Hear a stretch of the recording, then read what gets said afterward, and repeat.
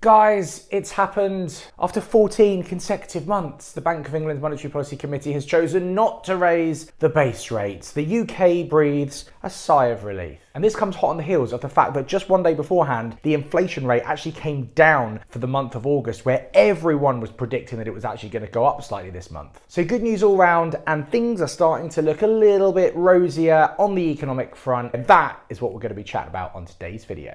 Now, before we get into it, if you can give this video a quick like, and if you can subscribe to the channel, I'd be eternally grateful. There's over 200 videos now on the channel, and we are halfway to that 5,000 subscriber mark, which I'm really hoping to get to by the end of the year. So please, it's one little click for you, but it means a hell of a lot to me. Right, so yes, on Thursday, the Bank of England's Monetary Policy Committee met and decided, although it was a very tight decision, to keep the base rate at 5.25%. Now, many were predicting that the base rate was going to go up, and I'll be honest with you, I don't think that the rate of inflation coming down ever so slightly, was only 0.1% reduction in the rate of inflation the day before, actually had that much impact on the Monetary Policy Committee's decision. I think they probably had made this decision beforehand, but the decision was a tight one. There are 9 members of the Monetary Policy Committee, and they have to have a majority to make the decision. So everyone gets a vote, and this time around, they actually voted 4-5 to keep the base rate the same. The others did vote to actually keep increasing the base rate. Now, I made a bit of a sporting analogy in the run-up to the decision, and basically what I was saying was that if you think about playing a game of football, if you go 1-0 up very, very early on in the game, you've got kind of 2 decisions to make. You can sit back, you can get 10 men behind the ball, and you can make it really difficult for your opponents to score, or you can go out on the all-out offensive, try and get a second goal, a third goal, and try and kill the game off. And my argument was actually that by raising the base rate again to 5.5%, that was the Bank of England and the government's route to trying to really hammer home this reduction that we're seeing in the rate of inflation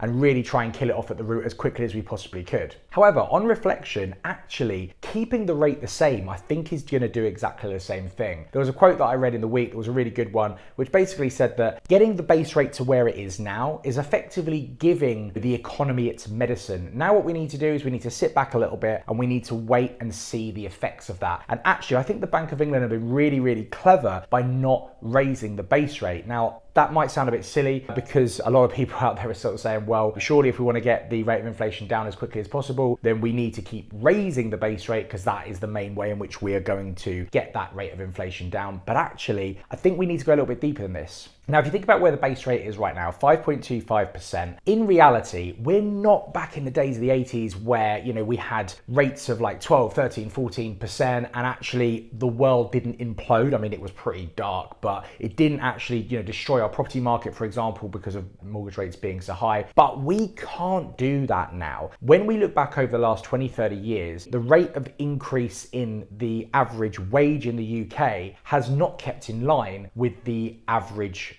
value of a property in the UK. So if we basically get the base rate to, I believe, anywhere beyond 6%, and probably 6% is the cutoff point, I think the effects on the property market and just our economy in general could be pretty catastrophic. In fact, many would say that we would be pushed into a recession, which of course is bad news. So I think what the Bank of England are doing is saying, do you know what? We've been aggressive. It's been 14 consecutive Monetary Policy Committee meetings that has led to increases in the base rate, and some have been pretty hefty, don't forget. They're saying we've done what we need to do. Now let's go and see the effects. But if the effects aren't happening quickly enough, we've got a bit of fuel still in the tank to keep raising that base rate. I think that's why we haven't seen a base rate increase this month. We had Jeremy Hunt this week actually come out and praise the work that had been done so far and say that, what they're doing is working, but there are some tough times ahead. Specifically saying those words, tough times ahead, says to me that I think that he is, again, agreeing with me that we've got a little bit of room still to maneuver if we aren't starting to see the targets being hit that were set down at the beginning of the year. Rishi Sunak, don't forget, our Prime Minister, said that he wanted to get below 5% by the end of 2023. Now, I think we're on course to see that, but we are going to have to keep seeing the rate of inflation come down. I mean, next month, if it doesn't get close to 6%, do we have enough time remaining to get it below 5%? And do we then need to deploy some further rate increases in order to hit that target? So a few predictions from me as to what I think is going to be happening over the next couple of months. Now,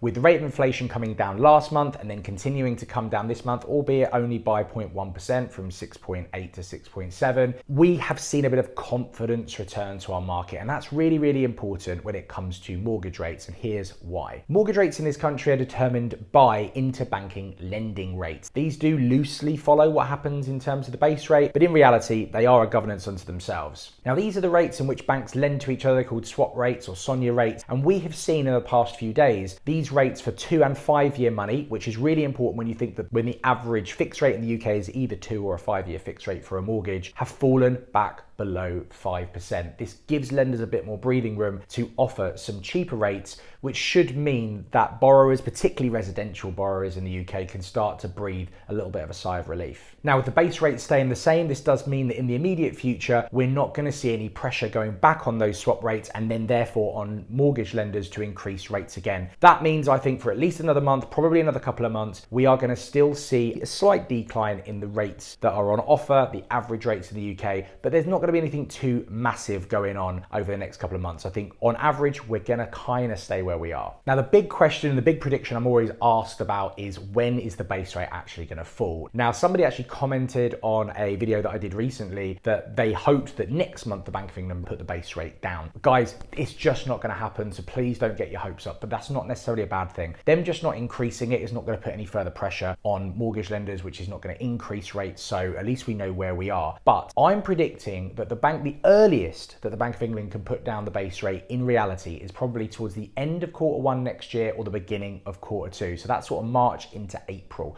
Those 2 months, I think, are the earliest opportunity that we are going to have, or we're going to see Bank of England have the opportunity to lower that rate. And here's why. Now, in reality, the base rate really, to have a really solid impact on the rate of inflation, needs to actually be above it. That's how this mechanism generally works. It can still have an effect if it is lower, and the closer that they are, the more positive effect it's going to have on inflation. But in reality, inflation is still at 6.7% and the base rate is at 5.25. So there is a little bit of a distance between the two at the moment. Until we start seeing that they get closer together, or, hopefully actually the rate of inflation goes down below the base rate, it's only then that we are going to start seeing pressure mount on the Monetary Policy Committee to start lowering the base rate. However, the quicker we start reducing the base rate, the slower the decrease in the rate of inflation is going to be. And don't forget, the target rate for inflation here in the UK is 2%. We're at 6.7% at the moment. That is actually still a massive difference. And don't forget, people are talking in massive positives about the rate of inflation coming down. They're saying, oh, it's coming down, therefore the price of goods is going to start coming down. No. The rate of inflation is the increase year on year of the price of those goods. So 6.7 means that the cost of something this year is on average 6.7% more expensive than it is last year. So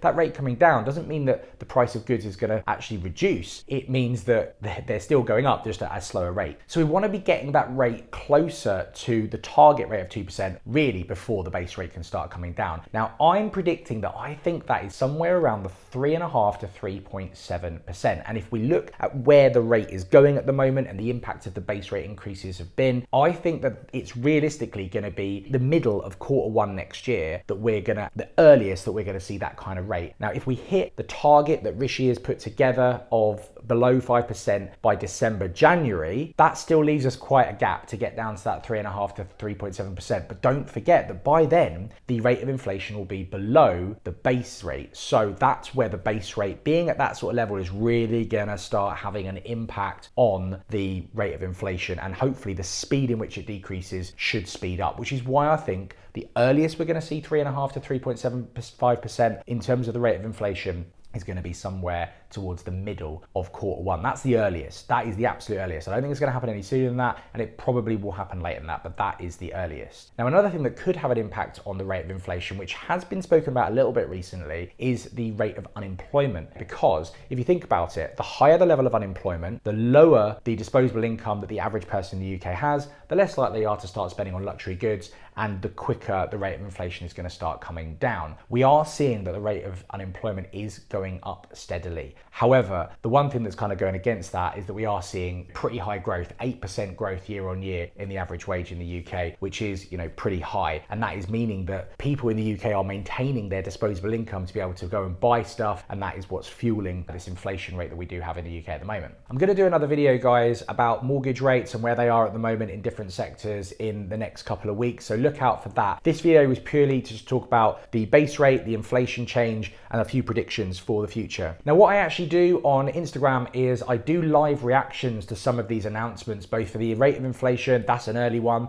that's like 7 o'clock in the morning, and the base rate change, that's a little bit better because that's at midday, over on Instagram. So if you don't follow me on Instagram already, guys, please head over to @TheSamNorris or click the link in the description below and go over and follow me over there. I also do a live Q&A every Monday. I call my Monday Mortgage Melt at 5 p.m. every single Monday. So please go and join me over there for that too. Also, guys, you can book a one-to-one property strategy call with me. It's half an hour. It's on a Zoom. I'll send you the recording. The link's in the description below. Please check that out, and I look forward to catching up with you. Thanks for watching, guys. See you on the next video.